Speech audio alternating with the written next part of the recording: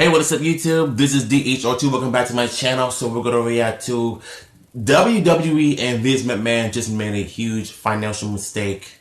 It's not what it says on the thumbnail, but I'm just reading what it says on the title. So as you guys know, I don't really watch Raw and SmackDown anymore because of how bad the product is. I've said this numerous times. You know, the WWE needs to step up its game, and if they can't do that, then they might as well just go out of business. And I've said this 100 times. When AEW debuts on TV, everybody's going to be talking about it, saying how good the product is and how trash Raw and SmackDown is. As of right now, they are unwilling to change how the product works. So let's just say that Vince McMahon is one of the biggest problems we have in the wrestling world, because he refused to change the way his product is. He refused to give the fans what they want. And basically, you know, All Elite Wrestling Double or Nothing debut about since I think last month. It's already proven that they're already a force to be reckoned with. So I truly believe that Vince McMahon he's going to change, but in my eyes, he's not. I know stupidity when I see it. I smell a hypocrite when I smell one. So, and Vince McMahon is definitely one of them. So, let's get on with the video, guys. Zero sugar. Before the advertisement, excuse me about that. Once upon a time, WWE could do no wrong. With fans tuning into its shows in record numbers, wrestlers doing anything possible to land a gig with the company, and TV execs courting the promotion with Boku bucks to get the rights to Raw and SmackDown. However, that's no longer the case, as WWE can't seem to do anything right. Join us now as WrestleMania is all because of Vince McMahon and the latest financial blunder made by WWE in the UK. Oh, really? I mean, it doesn't really matter. Complete and utter chaos. There's just no other way to describe things backstage, as many of the WWE superstars are flat out disgusted with the way they're pushed, while non-wrestler Shane McMahon gets pushed to the moon. Yeah, I heard about this issue with Shane McMahon getting pushed like nonstop, and I think it's really sad because you have other wrestlers and other talents that are busting their tails trying to make the fans happy. And I feel like, you know, with Shane getting all the push, it's unfair to all the other wrestlers who basically have been in this company for years and haven't had a single push. So that goes to show you just how stupid this company has become. And I used to like Shane McMahon when 2016 when he returned. And I really thought that he was going to change the wrestling game forever. You know, when he pretty much exposed the Triple H and them, and in my old channel, I did a reaction to it, and for some reason, my old channel is not deleted. I cannot delete it. You know, it's already out there. So, for some reason, I feel like, to me, Shane McMahon is not entertaining as he used to be. So, like I said, for him getting the type of push is really stupid. As we'll see, some wrestlers want out, demanding a release, while others are phoning it in, albeit not at Kevin Nash levels yet. Whatever their approach to dealing with things, they're not happy, and as we're about to see, they have good reason to be upset. Creative breakdown. Yeah. One of the biggest complaints from fans and wrestlers is that the WWE's so-called creative team has What's up, Brian Hawkins? How to get wrestlers over with or without titles. They're gonna do it. Trust me, they are. That WWE's writers have completely ignored some of its titles, angering the title holders. For example, Brad Shepard recently spoke with someone in WWE who called everything a mess at the moment. They said the women's tag team titles might as well be defunct because they're hardly ever brought up in meetings. Hold on.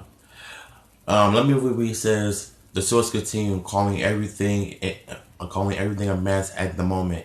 They said the women's tag team titles might as well be defunct because they were hardly ever brought up in meetings. Daniel Bryan and Eric Rowan are pissed because they're being in stand-up. Yeah, you know what?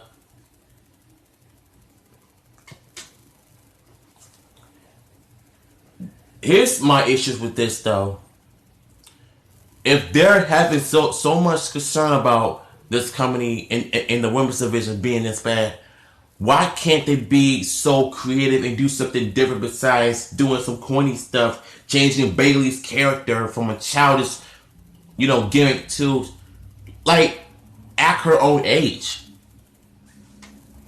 Now, constantly with channels are people and make take it seriously. No, I mean, when I first heard about the Iconics, I literally thought that they were going to be a good tag teams.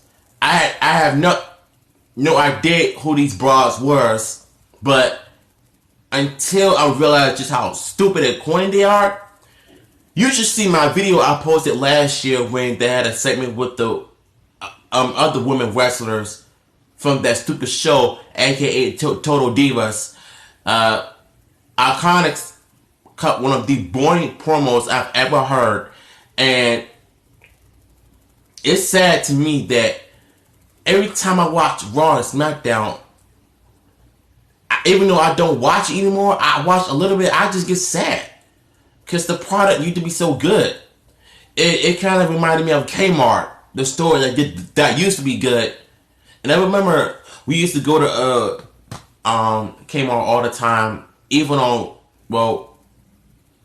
December, and like going Christmas shopping.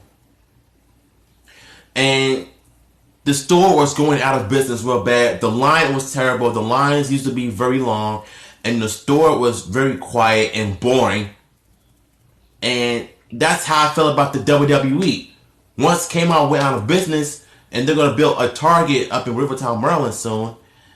Well, they're already building it up though, but still. That's how I feel about the WWE. If they don't change how their product is, they're going to go out of business. Just like how WCW went out of business in 2001.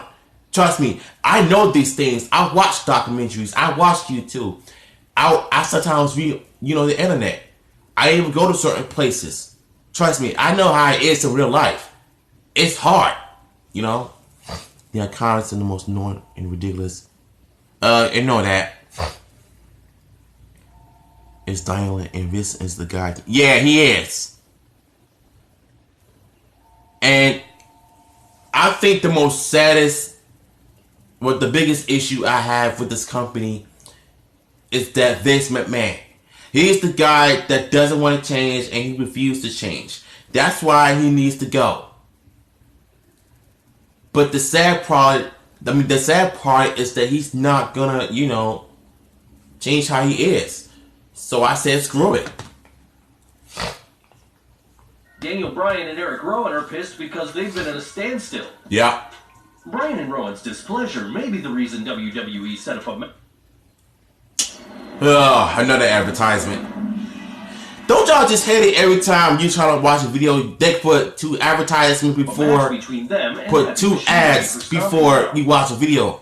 While fans rightfully point to the WWE's wretched ratings as evidence of the company's creative breakdown, Stomping Ground is another example of how bad things have become. Oh yeah. As seems typical for the WWE, there are a number of reasons being cited for the show's woeful response from the fans. I asked the same source what the company felt was the cause for low ticket sales to hashtag WWE Stomping Grounds, and was told they don't blame SummerSlam, blame yourselves. Because of Super Showdown and fans saving to make the trip to Canada for SummerSlam and NXT TakeOver. The source for it did. That there has been a total lack of planning behind the scenes going. But you have to look at it this way: when PG first started in 2008, they had some good quality matches, and they were still showing some bloody matches and everything. But once 2009 came along, that's when it sucked. But I feel like 2011 was kind of good in my opinion because, CM Punk was the reason why I watched Raw every week. And Nowadays, everything just went downhill. That's how I feel, in my opinion. That's how I started watching. Stomping grounds, even noting employers were getting yelled at. They asked if I knew how bad you would have to fuck up for pay-per-view ticket sales to be this low. According to a source in WWE, Stomping Grounds is the lowest sale for any special event since Starrcade on November 25th, 2018. Oh, wow. Some are hoping that Stomping Grounds will provide a chance for WWE to start over, as producers/agents wanted this weekend to provide a clean slate. No surprise, as word has it, there's been a lot of AEW chatter since Double or Nothing among the superstars. With ticket sales down, ratings down, and WWE employees desperately trying to fix things and keep their jobs, how are the WWE superstars reacting? The only way for this company to get fixed is Vince McMahon to change his ways, go back to the Attitude Era, bring back old fans, and, and it just go back to the basics. And if they can't do that, it's their loss. The characters are not allowed to show their personalities anymore. That's why I'm trying to say you're so scripted that it's just it is unbearable to watch. Cause I tried watching wrestling. I just can't do it. Cause their matches are boring. Their promos are too long. And Raw needs to go back to 2 hours long, which they will maybe next year or 2020. I'm not sure. And this is the biggest issue I have. Because, like I said, I don't think it's the creative team's fault. I personally blame Vince for everything. Yeah, he is, though. I heard Stone Cold go to my eat.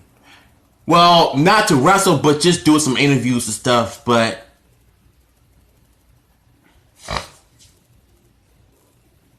well, I was on Facebook one day and I seen that the Stone Cold is going to be it's an interview with AEW, just to talk about some stuff, but he's not going to be wrestling out there anyway.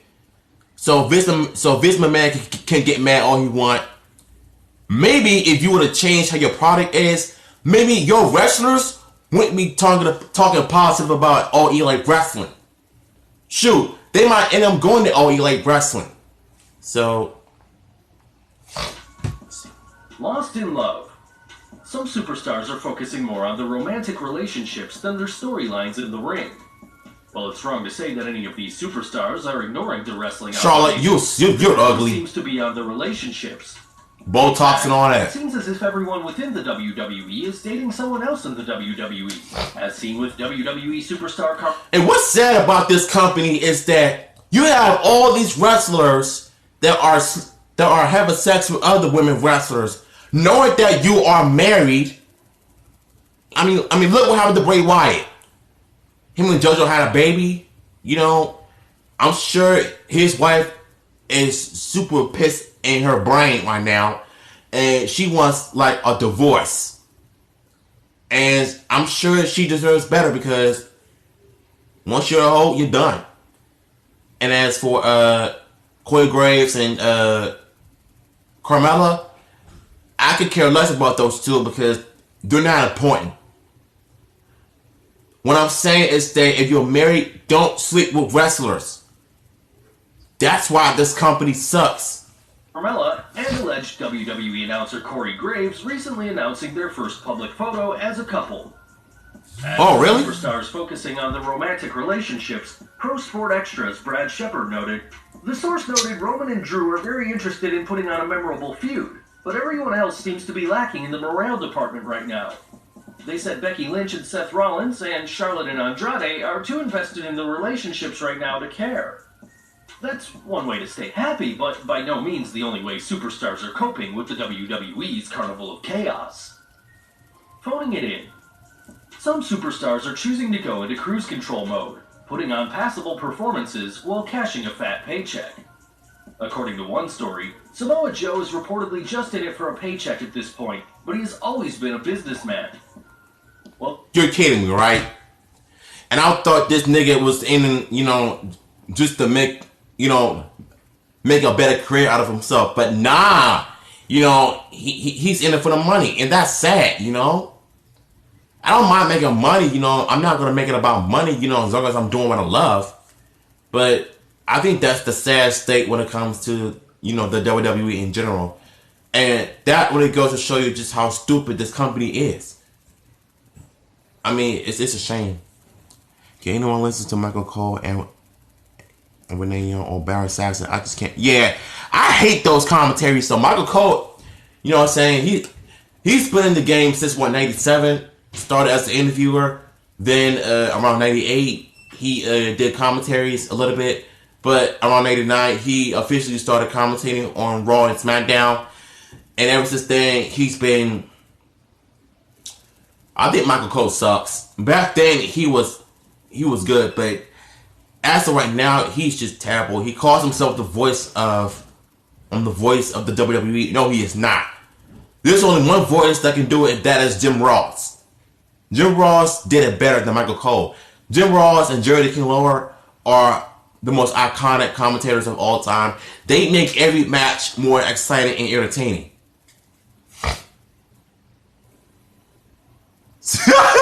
Yeah, she does. But still though, man, like,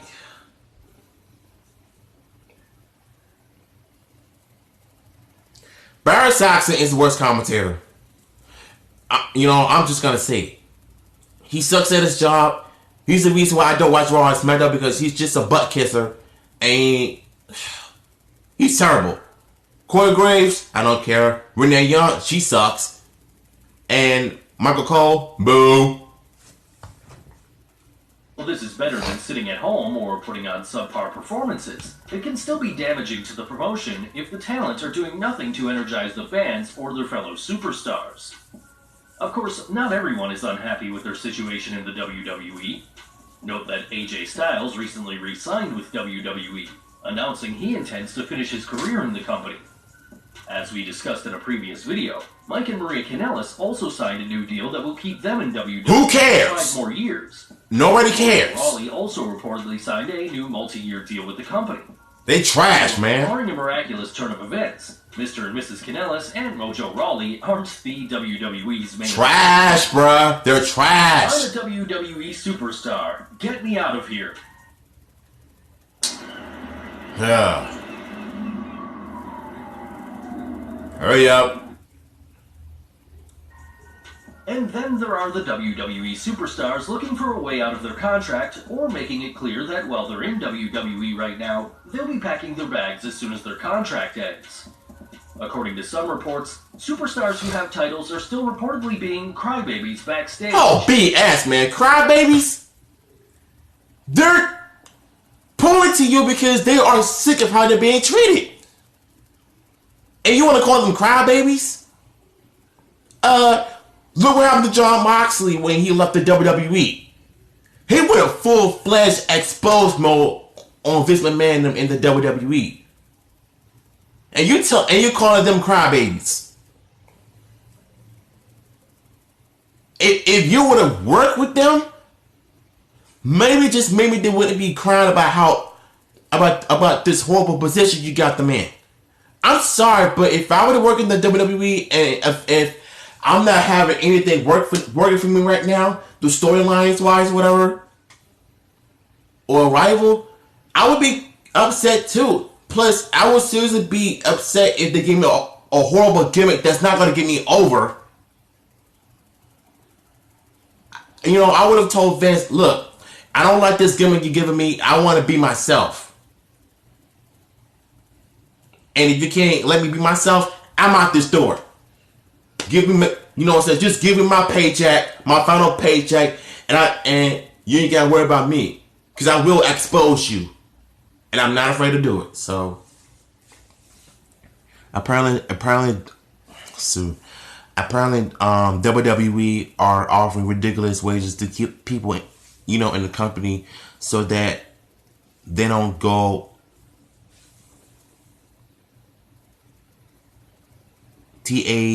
TW, your offer and 5-year deals were before they were often 1 or 2 year deals. Vince McMahon is scared. the only reason why Vince McMahon is offering multi dollar contracts for the wrestlers is because of All Elite Wrestling. He is scared. He is being put pressure on to make his company great, but it ain't working. Yeah, every last one of the WWE wrestlers are going to end up with AEW, and I would be laughing at his face and be like, "Yep, I told you so. You ain't want to listen to the fans. You ain't want to listen to the wrestlers. You don't want to give them better gimmicks. Well, F you."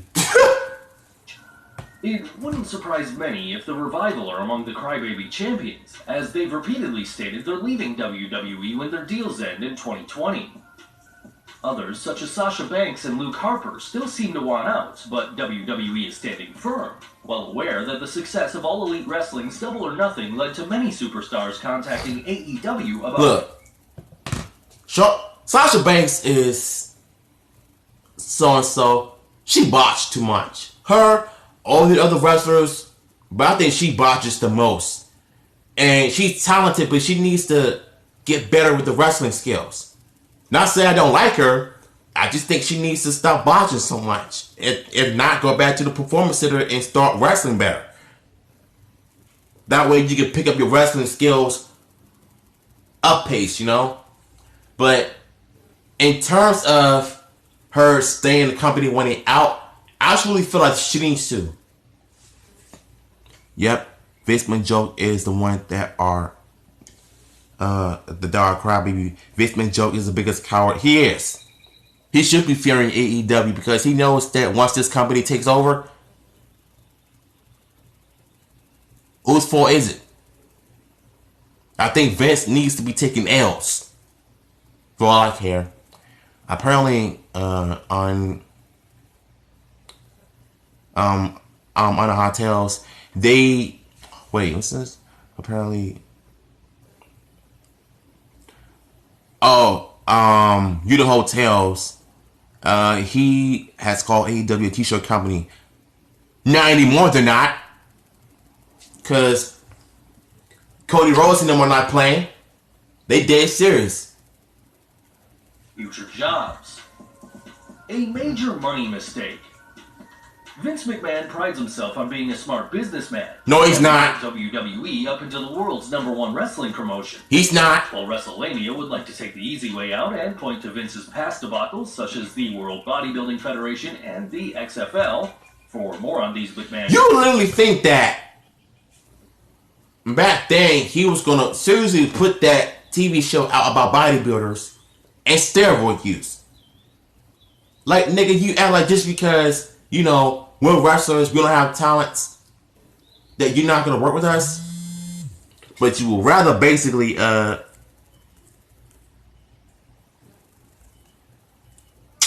on. Stupid phone.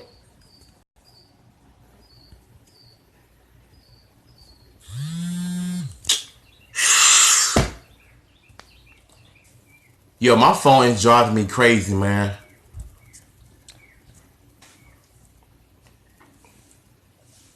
Because I'm trying to get rid of this notification.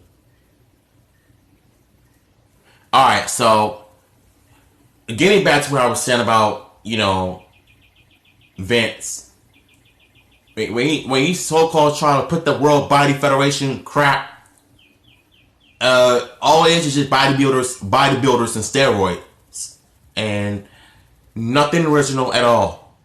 And guys who have talents are being put in the back burner. He only cares about people who are muscle-bound freaks and with no wrestling skills. At least when Undertaker debuted in 1990, he had all the talents. Even though he was 6'10", 328, he was like, 26 when he debuted? And he took off. He had all the talents. He wasn't just known for the choke slams, walking on top ropes, tombstone pile drivers, the flying clothesline, and he does all of it. Even in the 2000s, around 2002 or 4 or whatever, he started doing mixed martial arts moves. That's how you know Mark Calloway, aka Undertaker, had different talents besides just wrestling moves. But I just feel like somehow the other wrestlers who are big, muscular, with no talents, only know certain moves, Brock Lesnar's suplexes, and that fires Roman Reigns and Superman punches, spears, with no other moves, no other hidden talents you got. And it's really frustrating. If the rest of the WWE was run the same way as NXT, it would be a better product. That's, yeah, you know, I haven't watched NXT, and I don't think I will. I just think NXT is not really my thing though. I watched a little bit of like 2 years ago when I did a reaction. They put out some good matches though, but the one thing I don't like is when they had to stop the match every time a wrestler bleeds. I really wish they stopped doing that because it's just killing my mood. Like, come on. Stop being sissies. Stop acting like stop acting like girls and acting like blood is a bad thing. Blood sells good stories. And the worst part about it is that Vince McMahon says that if you bleed, you will get fined. Like, shut up, man. Disasters, check out our Behind the Titantron videos on each subject. Let's take a look at WWE's new TV deal in the United Kingdom. Recently, BT Sports announced that it had acquired the rights to WWE Titus O'Neil, Oscar, and Rusev need to leave. Yeah, they need to. They deserve so much better. Available exclusively on BT Sport in the UK and Ireland from January 2020. BT Sport will air both Raw and SmackDown exclusively live every week. While the acquisition is good for BT Sports, how good is it for WWE? A close analysis shows it's a step down for the WWE. It is. Fans in the UK have watched WWE programming on Sky Sports for decades, with the two partnering since Sky Sports' 1989 launch. According to The Independent, as a part of Sky's relationship with WWE, the majority of main events were shown on Sky Sports box office at a fee of up to $19.95. But dwindling viewing figures in recent years led to that partnership ending last month. As a result, BT have swooped in for what is a major acquisition from next January, with main events to remain on pay-per-view order through BT's box office programming. Another report suggests that the WWE Network influenced Sky Sports' decision not to renew. The move comes amid suggestions that Sky had grown frustrated with WWE showing its pay-per-views on the company's online subscription service, the WWE Network. A subscription to the network costs just $9.99 a month, whereas Sky charged around £20 per pay-per-view, leading to unhappiness and decision to spend big on the product. And it seems brilliant on a weekly basis. Dave Meltzer provided some insight into the move that reinforces the idea that WWE's arrogant attitude toward longtime clients influenced Sky Sports dumping the WWE, along with I gotta go, y'all. The key items were that ratings for all WWE programming had dropped